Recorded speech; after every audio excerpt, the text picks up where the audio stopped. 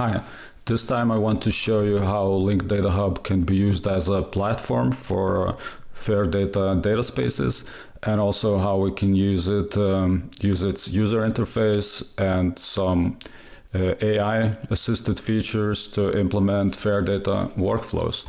So let's suppose we have two researchers. One is named Bjorn, and he has his own linked data database currently empty. And then the other one, his colleague, is named Anna, and just to make it completely sure, she uses a different browser. She also has a linked data hub database. You can see the name of it in the left top corner here. So I'll be switching between the browsers, but you should be able to clearly see which database it is. So I'll go back to Bjorn, and they have been working, let's suppose, on some observations of animals in Denmark and, you know, what species were observed and where. So Bjorn has compiled this little CSV dataset here. Observation ID and species name and the geo coordinate of the observation. So let's say Bjorn wants to publish it as fair data using Linked Data Hub. So the first thing we can do is create a container for his observation data and give it a human readable URI as well, if we choose to do so. Right, okay. And then we can upload the CSV file directly into Linked Data Hub. Here it is, and let's call it species observations. Okay, so the next thing, in order to import it as RDF and produce linked data from this data, we need a construct query that will function as a mapping from the CSV structure to the graph. And this is the query that might have been prepared by Bjorn or by some data steward he works with. And let's call it species import. It's a standard Sparkle construct query with some conventions and also, you know, building URIs that should match our dataspace structure and so on. So we just,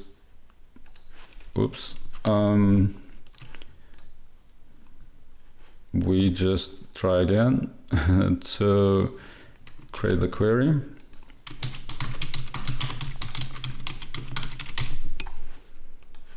Right, so now we have all we need for a CSV import. So we can create a CSV import and choose the species observation data, right? And then species import query, and we'll call this import species observations as well, because, you know, the query and the file and the import, they all have distinct types. So this we will still be able to know which is which. And now the import is actually running in the background. If we refresh the page, we can see that the container has now children documents. And for each of the 100 observations, 100 rows that we had in a CSV, we've created a new document. But let's start by going to the map mode of the container, right? And immediately we can see the coordinates were translated to standard properties, and that's why Linked Data Hub can recognize them and show them on the map. So if we open one, we can see each observation has its own distinct unique URI that it can always be linked to. And then if we open the single document, we can of course go into editing mode and change any of the values if we choose to, or we could also be able to create observations from scratch in the Linked Data Hub UI if we need to. And naturally, every document and all this data are available in machine readable form. So just to show you that, we, for example, can get Turtle and see how our document looks like. That's the RDF of a single observation document. And yeah, this is the observation resource itself with its metadata. Okay, so now the next thing we can do is we can use Claude Desktop to reconcile our observations to Wikidata, for example. It's not a scientific source per se, but it has pretty good classification and life sciences data.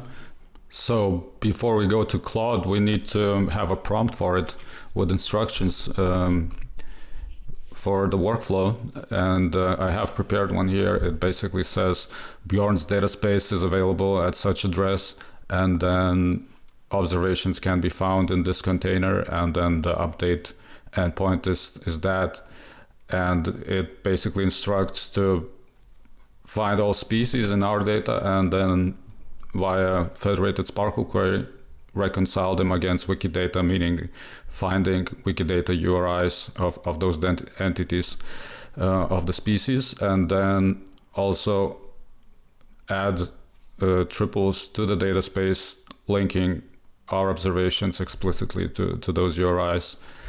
And if it works out, it will also populate a new document called with species data specifically, and that will work through the Web-Algebra tools, which is a companion project to Link Data Hub for semantic AI-assisted workflows. So I remember I need to create this species document first, and then we will proceed to Claude Desktop. Okay, so yeah, I just paste the prompt here, and using Web-Algebra's tools, it will first inspect Link Data Hub, find observations and species, and then do the reconciliation. So this can take a while, and of course can be optimized depending on specific use cases, and eventually the chat user interface could be integrated directly into the Link Data Hub and just provide a seamless integration so that agentic workflows could be launched directly from Link Data Hub. A few moments later. Perfect. So Claude is done now, and it claims it has reconciled all the observations against species entities on Wikidata, and also populated the species document and verified it. But let's check it for ourselves. So this was the species document that was empty, and if I refresh it, we can clearly see there is data in it now, even with images, because that's what we requested in the prompt. Those are all the animals that have been observed in our data. Okay, and if we go back to the observations and just open a single observation, a random one, let's say this one, we can clearly see there's a subject property now that links to link data without any specialized software, just using an LLM agent and Web-Algebra as a connector. We were able to reconcile this data correctly to an external source, and we can also see the subject is a URI if we switch to editing mode. Okay, so that brings us back to Anna, the Ever researcher that Bjorn works with, and I'll just copy the link to Bjorn's dataspace here, and I'll switch to the different browser where I have Anna's dataspace open, and she doesn't have access to it right now because she's not logged in, but she can log in with her ORCID ID, and this is like a standard identifier for researchers, as well as a authentication method, and Link Data Hub supports it now. It will be released in the upcoming version.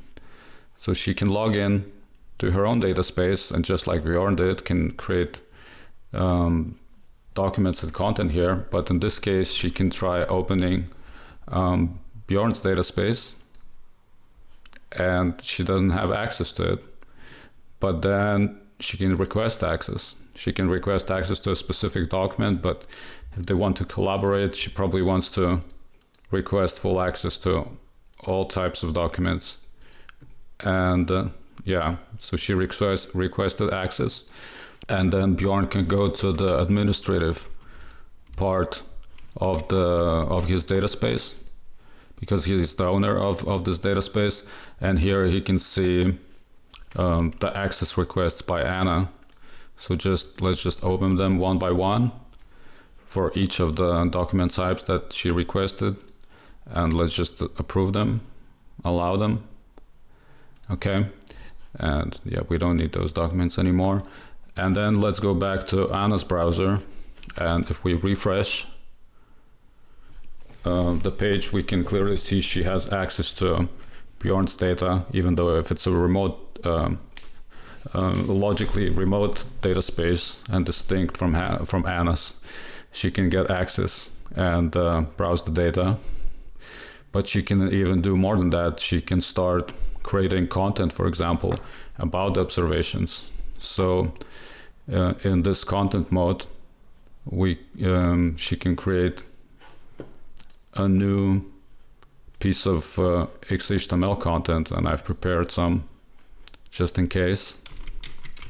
Right, so she can describe the research they've been doing together with Bjorn, and just save it and build structured content directly on Link Data Hub this way.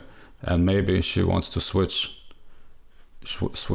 those blocks around, so her content comes first and then the list of observations. And maybe she wants to change the default view of this container to map mode for better visual presentation.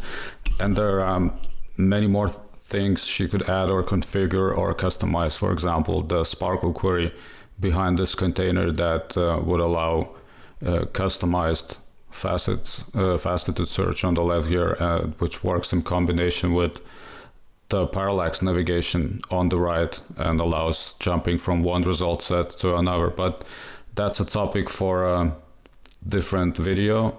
So this is the content we created from our observation data and that we converted to FAIR data. So this concludes my video, and I hope you enjoyed how Link Data Hub can be used for FAIR data spaces, and also in combination with Web-Algebra to implement AI-assisted FAIR data workflows. Thank you.